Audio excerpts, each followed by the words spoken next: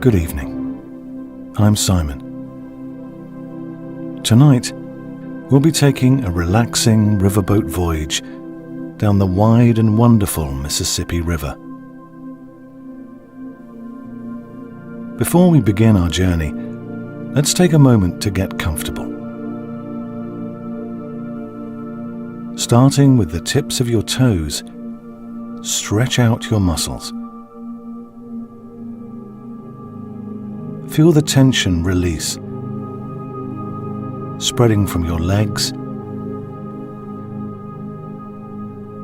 your knees,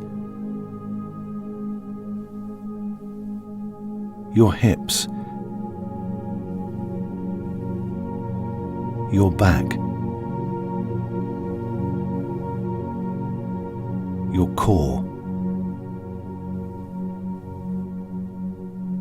all the way down your arms to your fingertips.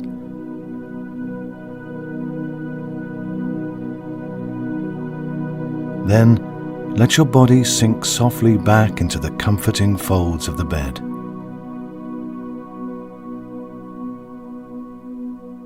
Feel your neck loosen as your head nestles softly into the pillow.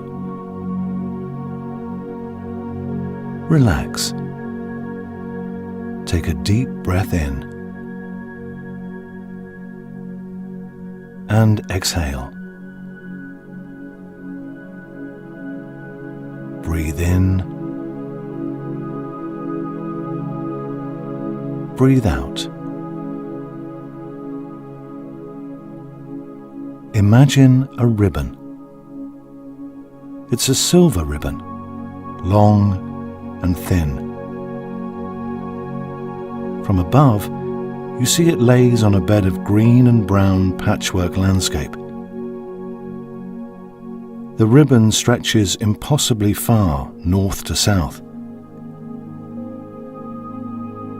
It seems to have an infinite number of twists and turns, where it curves to the left, to the right, doubles back on itself, straightens out, and then returns to softer bends. As you look closer, you see that the ribbon is in fact a river. The patchwork landscape extends from the Great Lakes all the way to the Gulf of Mexico. Looking even closer now, you see the river is brown, not silver. That was just the light reflecting off its surface.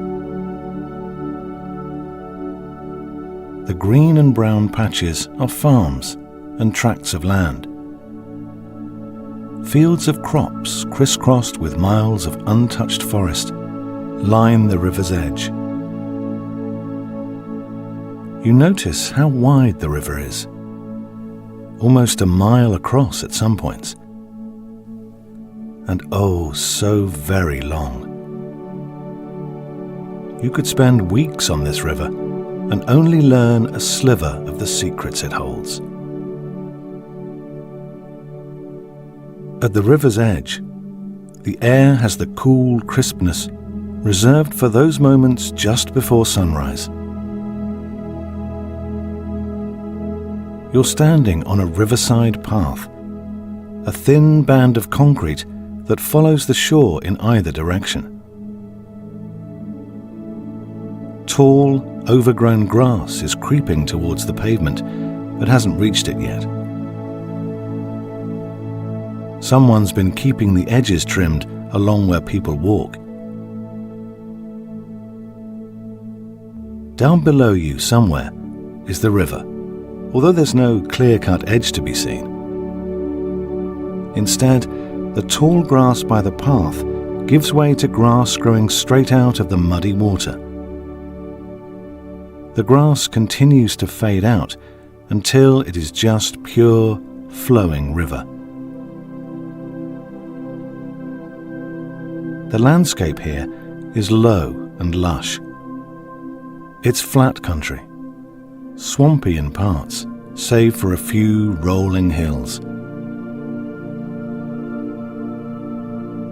A dense fog rolls across the river's surface, obscuring the thick green trees on the other side. It's a misty fog that touches the ground. You feel the moisture on your cheeks and see it beading in small droplets on strands of your hair.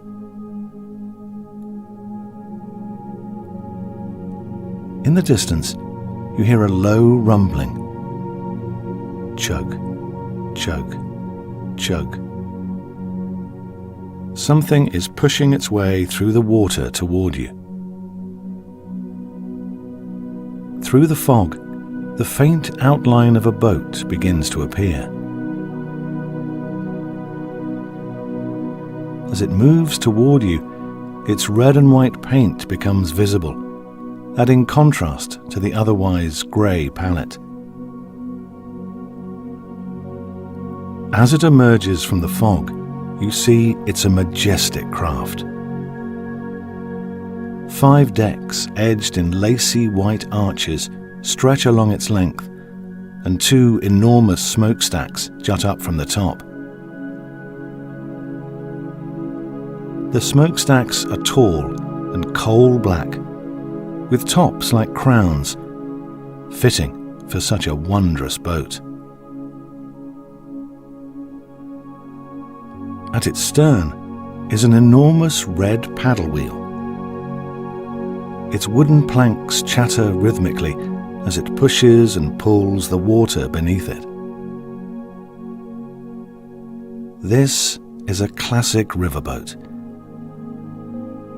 Its width and shallow draft make it ideal for navigating the muddy and ever-changing waters of this channel. But it's more than just a paddle wheeler. This was once a showboat.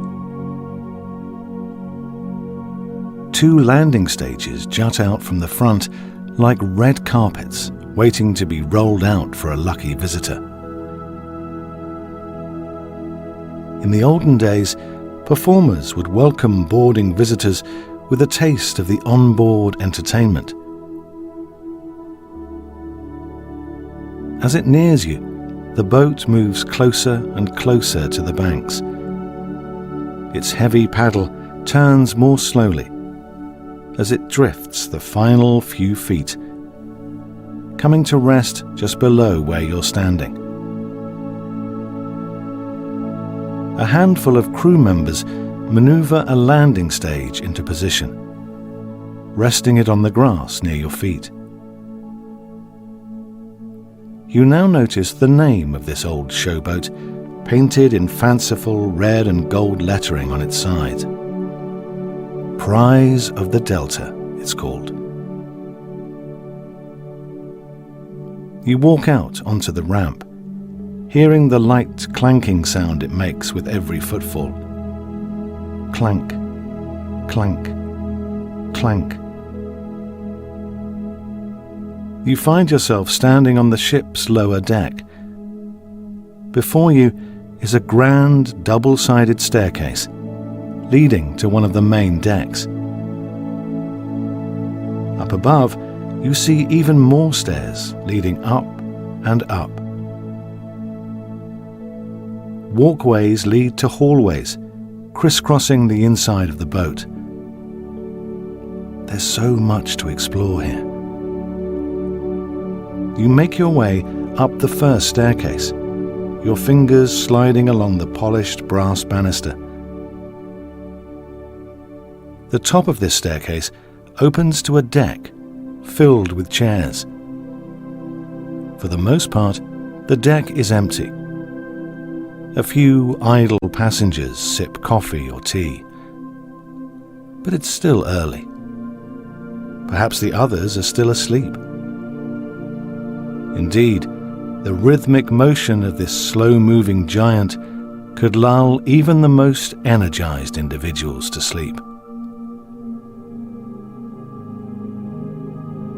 Leaving the deck, you find yourself on the port side of the boat.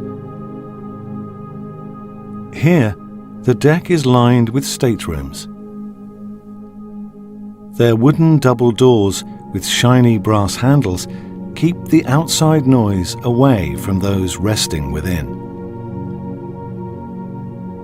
Past the cabins, you turn right and find yourself indoors. The floors are lined with richly coloured carpets, boasting gold diamonds on a burgundy background. 2 large pillars mark the top of another staircase. This one leads down deeper into the boat. Following it brings you to the main stage. The stage itself is fairly small, but the room is large and ornate. Shining gold and ruby accents stand out against the bright turquoise ceiling overhead.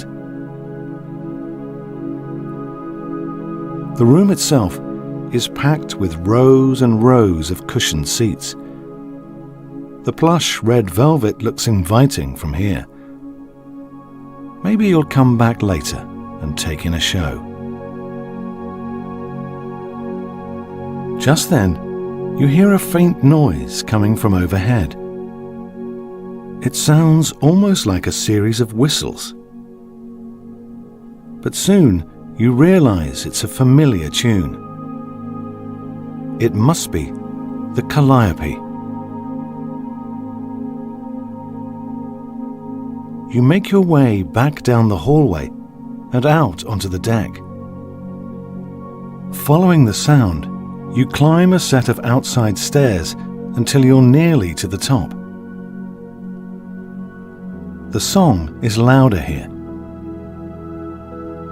You search this deck until you find the steam pipe organ around the other side. As the calliopeist plays a small keyboard, almost like one you'd expect for a child, the organ responds with loud notes that carry across the open water to shore. You look up and see the steam coming from each pipe as notes are played. One note, steam. One note, steam. One note, steam.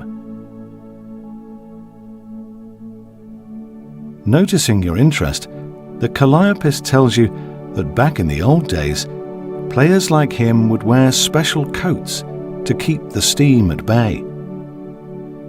He gives you a wink. It's just like playing a piano, he says.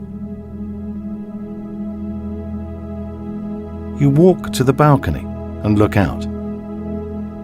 On shore, a small crowd has gathered to hear the calliope concert and wave the showboat off, as had been done for so many years. You raise your hand and wave back. After all, it's not every day you get to ride a real paddle wheel boat down the Mississippi. Beneath your feet, you feel the start of a soft rumble. The paddle wheel picks up speed as the boat maneuvers off the banks and back out into the current. It's here, in the middle of the river, that you can truly appreciate the boat in all its wild majesty. You notice the air becoming warmer, softer, heavier, as the morning fog is burning off. You know today will be warm, but you don't mind. The consistent breeze offers a delightful relief. After a few moments, you notice the grey of the sky is slowly turning to blue as the mist lifts. With nothing to block the sun here in this flat country, it comes quickly when it does appear. As it happens, you feel the first clean rays of sun warm your cheeks. You close your eyes and listen to the sound of the waking river delta around you. A few bugs chitter in a tree on the banks to the left of you. there's the hum of insects and the faint twittering of birds in the distance. Behind it all is the low rushing of the river, which is the foundation of life here. Even on the water, there's an earthy smell, like freshly mown grass and damp soil. It's tinged with more wild and untamed elements, like wet leaves and the summer flowers that are just starting to make an appearance. You close your eyes and lose track of time while taking in the sounds and smells of this place.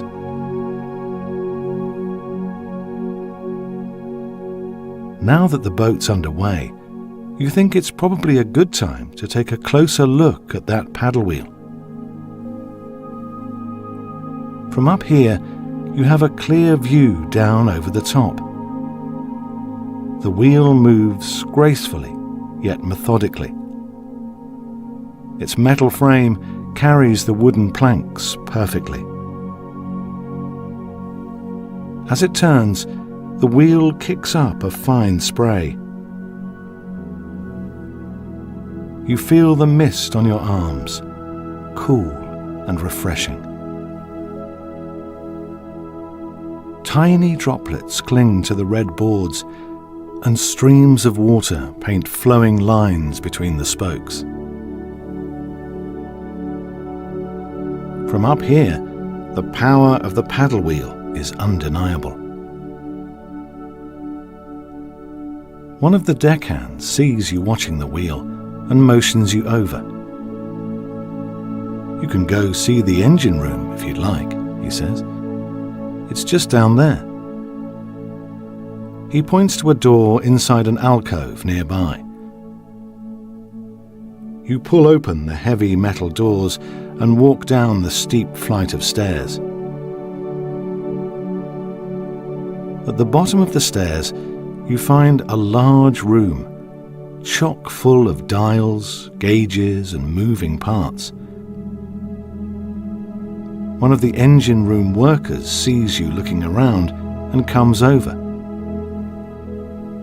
Would you like to know more about how this beautiful boat actually works? She asks. Yes, you nod. She tells you the boiler heats up water until it makes steam, which is then pumped into a piston cylinder. The steam pushes the piston up as far as it will go. When it reaches the top, a vent lets out the steam, which drops the piston, and the cycle starts again. From the middle of the room, you can see two long metal arms reaching out to either side of the paddle wheel. The arms move backward and forward, backward and forward. The rhythm is hypnotic. Chug, chug, chug. The arm moves gracefully back and forth, back and forth. Chug, chug, chug, like clockwork. And the paddle turns and turns and turns.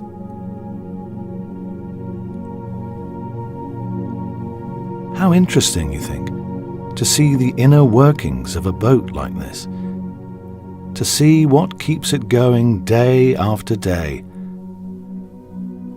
either going down with the current or using its power to push against it and return upriver. You thank the engine room worker for her time and head back up the steep metal staircase, onto the landing and through the heavy metal doors. Back on deck, you take a moment to watch the landscape slowly chugging by. On either side of the boat, densely packed trees line the shore. The waterline is high today, so their trunks are mostly obscured by the river. The tops look like bushes lined up in a row. The row extends as far as the eye can see in either direction. Beyond it, there are countless more. It's like a jungle out there, lush and green and full of life. You've been on this river for miles and miles, around bends and curves.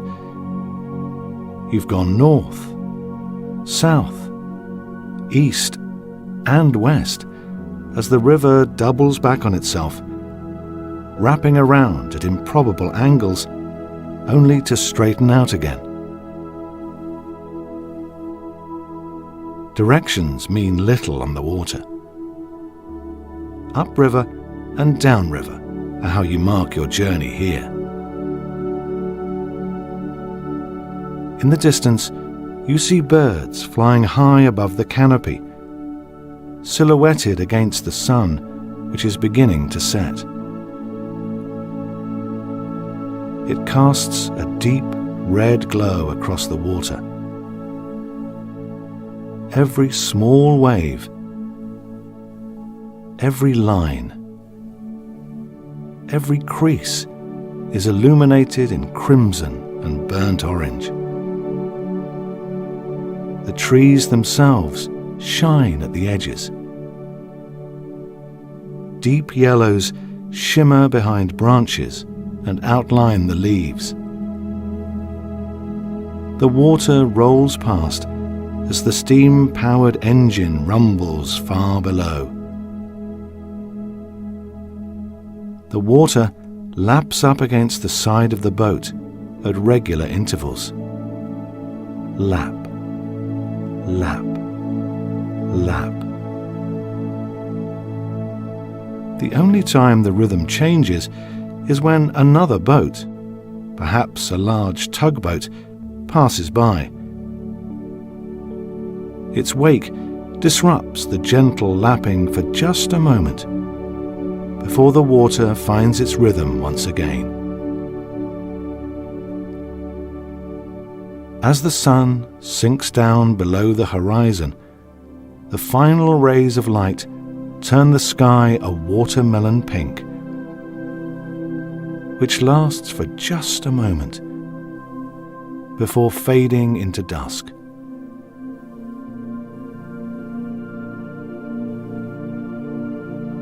Night falls on the Mississippi River.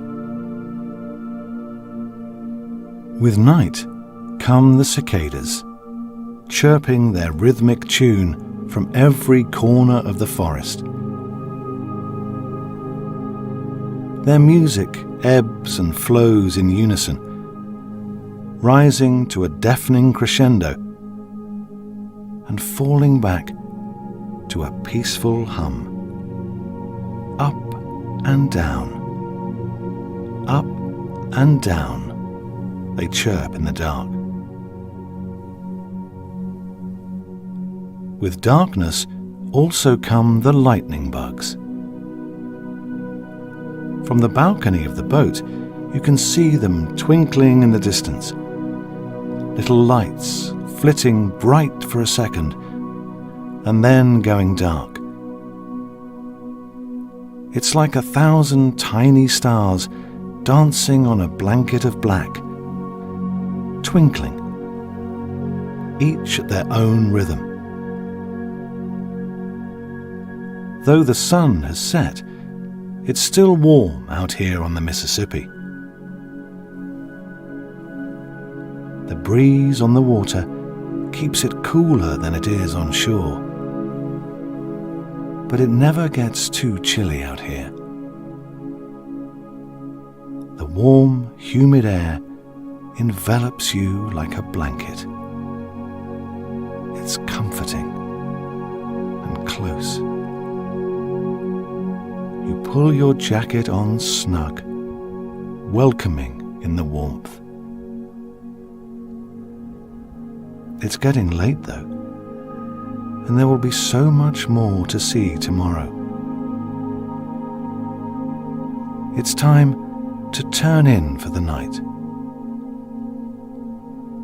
You go back down the stairs to the deck you first came to, the one with so many chairs and a few idle passengers sipping tea or coffee. They're not here anymore, though a few others have taken their place. You find a stateroom right in the middle, looking out on the water. The key is in the door, waiting for you to turn it and make your home away from home. You do, and hear a click. The door opens gently, revealing a cozy little room with a cozy little bed and a little desk for writing on the side. You close the door behind you, but open the window up above. You want to hear the sound of the water as you sleep.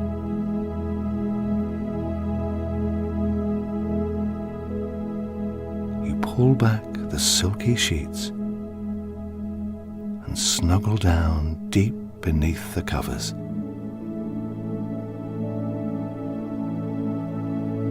The hum of the engines is pleasant beneath the bed.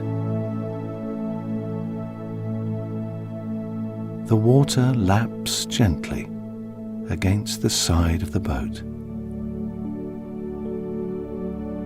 The cicadas hum.